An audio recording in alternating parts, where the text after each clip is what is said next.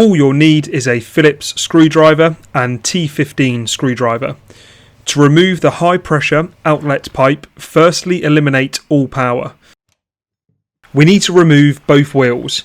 Just to warn you, they can sometimes be quite stiff to get off. You need to remove all of the screws holding the plastic outer housing shell in place.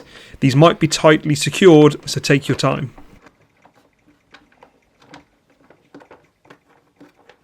Then remove the 4 screws holding the detergent tank holder in place.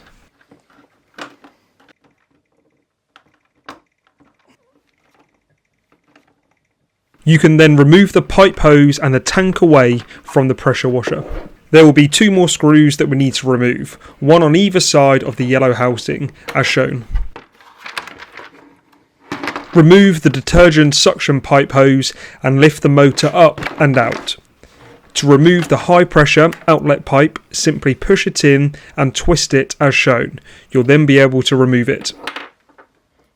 If the rubber washer is faulty, use this as the time to replace it.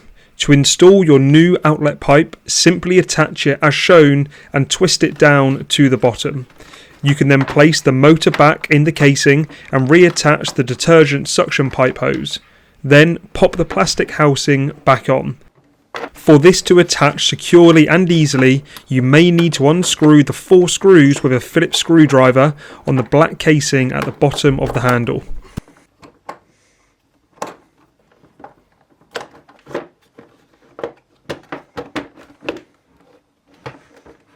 Re-screw all of the screws back into the plastic outer housing, and if you unscrewed the 4 screws on the bottom of the handle, then also re-screw these in.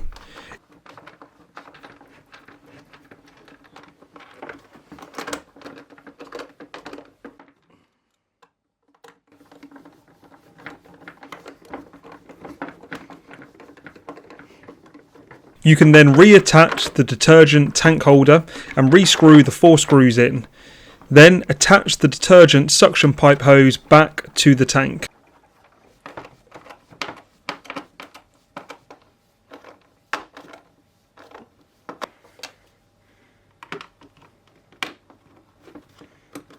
You can then reattach the wheels to either side of your Karcher.